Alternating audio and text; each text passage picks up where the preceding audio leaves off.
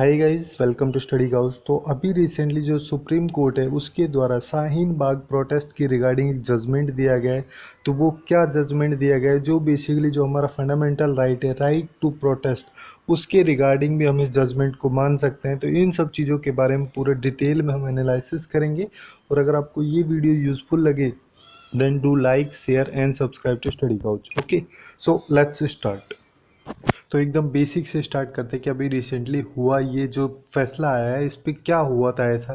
तो जो शाहीन बाग का एरिया जो कि दिल्ली में है, वहाँ पे CAA मतलब कि सिटीजनशिप अमेंडमेंट एक्ट जो 2019 में आया था, उसके अगेंस्ट में काफ़ी ज़्यादा प्रोटेस्ट की गई थी। जैसे ही रोड ब्लॉक्स वगैरह कर देते थे, ट्रैफिक वगैरह को जाम करके वहाँ पे काफ़ी ज़्यादा प्रोटेस्ट की गई थी। तो इस वजह से ही यहाँ पे एक पिटीशन फाइल की गई थी इन सारी प्रॉब्लम्स को, जो रोड ब्लॉक और ट्रैफिक वगैरह की प्रॉब्लम्स हैं, इन सारी प्रॉब्लम्स को हाईलाइट करने के लिए।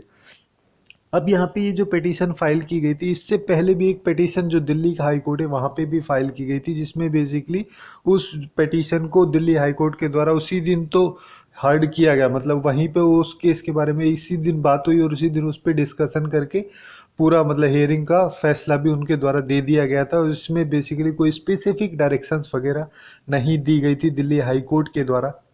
और ये सारी जो दिल्ली हाई कोर्ट की प्रॉब्लम्स है, इन सारी प्रॉब्लम्स को जब सुप्रीम कोर्ट में पिटीशन फाइल की गई थी तो इसमें हाईलाइट किया गया था। और यहाँ पे ये बोला गया कि जो दिल्ली हाई कोर्ट है उसके द्वारा ये जो प्रोटेस्ट वगैरह हुई थी शाहीन बाग में, इस सारी प्रोटेस्ट में पॉजिटिवली इंटरवीन करना चाहिए था। इसके साथ साथ जो भी दिल्ली का एडमिनिस्ट्रेशन सिस्टम था उसको भी वहाँ पे जो प्रोटेस्टर्स थे उन सबसे टॉक वगैरह करनी चाहिए थी और इस प्रॉब्लम को सॉर्ट आउट करना चाहिए था। ये सारी चीज़ें यहाँ पे हाईलाइट की गई थी। अब यहाँ पे जो प्रोटेस्ट की गई थी शाहीन बाग में, इसकी लोकेशन से रिलेटेड काफ़ी ज़्यादा प्रॉब्लम्स थी। ऐसा सुप्रीम कोर्ट का मानना है कि जैसे प्रोटेस्टर जो भी थे उन लोगों के द्वारा जो कोविड-19 या कोरोना वायरस पैंडेमिक जब स्टार्ट हो गया था तो उसके बाद भी वहाँ पे प्रोटेस्ट हो रही थी। तो मतलब जो रेमिफिकेशंस थी कोविड-19 की वो सब उन लोगों को फॉलो करनी चाहिए थी। लार्ज लोगों की संख्या में गैदरिंग्स वगैरह नहीं होनी चाहिए थी छोटी छोटी जगह पे, उनसे कोविड-19 के फैलने की पॉसिबिलिटीज़ काफ़ी ज़्यादा बढ़ी थी। ये सारी चीज़ों के बारे में वहाँ पे बोला गया और ये बोला जाता है वहाँ पे सुप्रीम कोर्ट के द्वारा जो डिसीजन दिया गया था, इसमें बेसिकली जो भी ये प्रोटेस्ट थी ये सारी एक लीडरलेस टाइप की असहमति मान सकते हैं। डिसेंट जो है यहाँ पे इसका मतलब होता है असहमति, ठीक है, विरोध या असहमति टाइप की। लीडरलेस थी मतलब कि फुल्ली जो डिजिटली फ्यूल्ड थी, मतलब जैसे जो भी हमारे सोशल मीडियाज जो होते हैं उन सब के थ्रू ही इस टाइप की जो प्रोटेस्ट थी उन सबको एनकरेज किया गया था, लोगों को एनकरेज किया गया था इस प्रोटेस्ट में पार्टिसिपेट करने के लिए।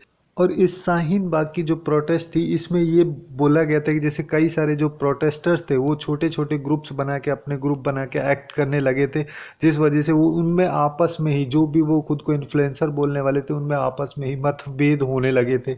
इस टाइप के प्रॉब्लम्स के बारे में भी यहाँ पे काफ़ी हाईलाइट किया गया था।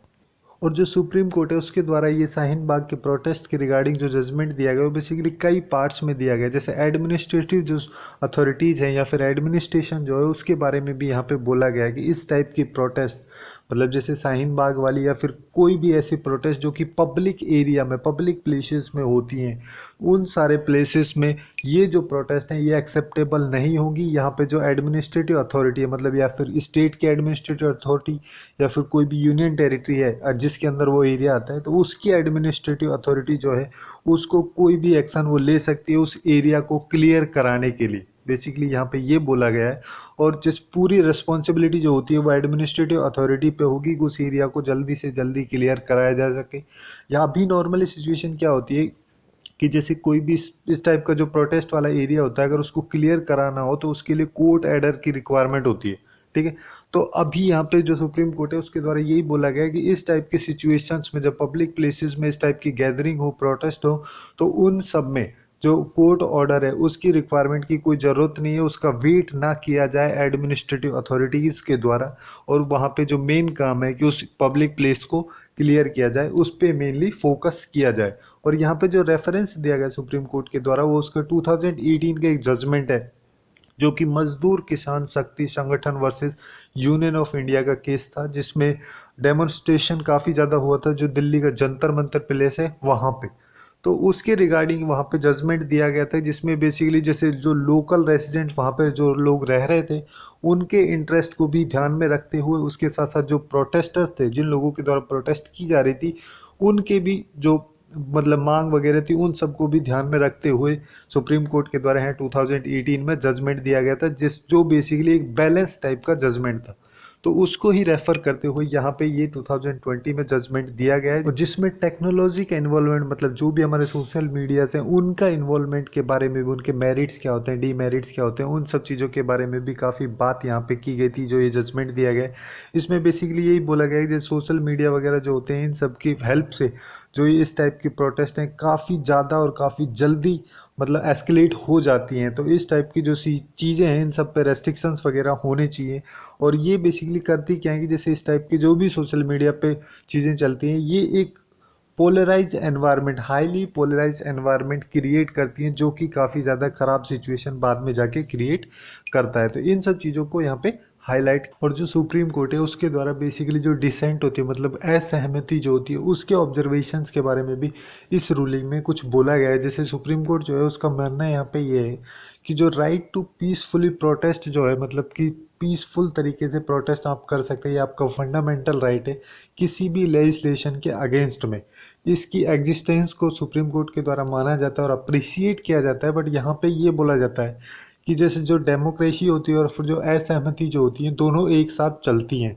बट यहाँ पे जो डेमोन्स्ट्रेशंस जो होते हैं मतलब कि जैसे मतलब जो भी असहमति जो होती है उसको दिखाने के जो तरीके होते हैं, एक्सप्रेस करने के जो तरीके होते हैं, वो सब कुछ डेजिग्नेटेड प्लेस मतलब कि कुछ जो निर्धारित जगह वहीं पे होनी चाहिए। कहीं पे भी रोड ब्लॉक्स वगैरह लगा के आप इस टाइप से नहीं करते और नहीं कर सकते हैं। और यहाँ पे बेसिकली जो लोग मेनली कंपैरिजन करते हैं जैसे फ्रीडम स्ट्रगल के टाइम पे भी जो असहमति जो होती थी उसका बारे में तो बात की ही जाती है, बट लोग यहाँ पे बेसिकली जैसे कॉलोनियल टाइम पे या ब्रिटिश टाइम पे जो भी फ्रीडम स्ट्रगल्स होती थी उस टाइम पे जो भी डिसेंट या असहमति जो होती थी उसको लोग अभी की डेमोक्रेसी जो है उसकी असहमति के साथ में भी कंपेयर करते हैं। तो यहाँ पे बेसिकली सुप्रीम कोर्ट के द्वारा ये बोला गया कि इन दोनों को इक्वल या फिर कंपैरिजन करना इनका मतलब एक तरीके से एकदम गलत ही बात है कि कैसे कंपैरिजन कर सकते हैं कि उस टाइम तो कॉलोनियल रूल था और अभी जो है वो सेल्फ रूल्ड डेमोक्रेसी है, मतलब कि पूरी तरीके से डेमोक्रेटिक कंट्री है और ये खुद की ही कंट्री है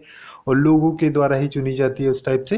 तो मेनली चीज़ें यहाँ पे इस तरीके से बोली गई सुप्रीम कोर्ट के द्वारा। इसके साथ साथ में यहाँ पे सुप्रीम कोर्ट ये बोलता है कि जो हमारा कॉन्स्टिट्यूशन है जिसमें कि राइट टू प्रोटेस्ट और एक्सप्रेस डिसेंट, इसके बारे में पूरी तरीके से ये हर सिटीजन को गारंटी दी जाती है। इसके बारे में इसके ऑब्लिगेशंस भी कुछ होते हैं, मतलब ऐसा नहीं है कि डायरेक्ट जो तुम्हारा है राइट टू प्रोटेस्ट है हाँ मतलब कुछ भी कर लो मन करके, बट कुछ ऑब्लिगेशंस होती हैं वो सब भी फॉलो करी जाती हैं। जैसे हमारा जो फंडामेंटल राइट है आर्टिकल 19 जिसमें फ्रीडम के बारे में, राइट टू फ्रीडम के बारे में बात की जाती है, उसका ही 19 फर्स्ट का जो ए है जिसमें कि right to assemble peacefully without arms, ठीक है, बिना हथियारों के पीसफुल तरीके से आप लोग असेंबल्स हो सकते हैं। ये आर्टिकल 19 के 1 बी में इसके बारे में बात की जाती है। और 1 ए जो है उसमें बेसिकली जो फ्रीडम दिया जाता है स्पीच एंड एक्सप्रेशन को वो 1 ए में दिया जाता है। तो यहाँ पे ये सारे फ्रीडम्स दिए जाते हैं, बट इसके साथ साथ कुछ ऑब्लिगेशंस होती हैं। जैसे यहाँ पे 1 बी में जो ऑब्लिगेशन है बिना किसी हथियार वगैरह के पीसफुली असेंबल्स हो सकते हैं। और यहाँ पे जो भी ये प्रोटेस्ट होती हैं, जो भी डिसेंट्स जो होती हैं, ये सब बेसिकली जैसे जो भी स्टेट होती है, जो भी गवर्नमेंट होती है, उसके एक्शन के अगेंस्ट में की जा सकती हैं, उसके इन एक्शन के अगेंस्ट में जब उसके द्वारा कोई काम गलत किया जा रहा है या फिर ऐसा लोगों का मानना है कि काम गलत किया जा रहा है या फिर काम ही नहीं किया जा रहा, तो ऐसी सिचुएशंस में लोगों के द्वारा प्रोटेस्ट की जा सकती हैं। और जो डेमोक्रेसी होती है उसमें जैसे right of free speech and peaceful protest का जो राइट्स होते हैं वो एक खजाने की तरह काम करते हैं, उन सबको एनकरेज कर जाना चाहिए और उसके साथ साथ उन सब की रेस्पेक्ट करनी चाहिए। ये सब सुप्रीम कोर्ट के द्वारा बोला गया है। यहाँ पे बेसिकली ये भी बोला गया है कि जो आर्टिकल 19 का सेकंड है जिसमें कुछ रेस्ट्रिक्शंस भी मेंशन है, मतलब ये सारे फंडामेंटल राइट आपके लिए अवेलेबल है वो ठीक है, बट इनकी कुछ ऑब्लिगेशंस हैं, कुछ मतलब यहाँ पे रेस्ट्रिक्शंस लगाई गई हैं। जैसे अगर सॉवरेनिटी के इंटरेस्ट की बात आती है तो वहाँ पे इस टाइप के जो भी फंडामेंटल राइट है उनको दबाया जा सकता है, इंटीग्रिटी की बात आती है या फिर पब्लिक ऑर्डर की बात आती है, तो इन सब चीज़ों को भी यहाँ पे ऑब्लिगेशंस दी गई हैं। ये बेसिकली यहाँ पे बोला गया है। मतलब कि जो फंडामेंटल राइट है, बेसिकली अगर समझे कि जैसे फंडामेंटल राइट है कोई आइसोलेशन में नहीं है, मतलब कि जो फंडा राइट टू फ्री स्पीच है, मतलब जो मन करे वो बोलो, ये नहीं कि कुछ जो ऑब्लिगेशंस है वो सब भी फॉलो करनी पड़ेगी, जिससे कि जो राइट्स होते हैं, फंडामेंटल राइट या किसी भी टाइप के जो राइट्स होते हैं, उनको यहाँ पे ऑब्लिगेशंस की हेल्प से बैलेंस किया जा सके। ओके, तो यही थी कुछ इंपॉर्टेंट इन्फॉर्मेशन सुप्रीम कोर्ट के द्वारा भी रिसेंटली जो ये रूलिंग दी गई है शाहीन बाग के बारे में, इसके बारे में। सो आज के लिए बस इतना ही। Hopefully you guys find it useful, and if you find it useful then do like share and subscribe to Study Couch. Thanks for watching and have a good day.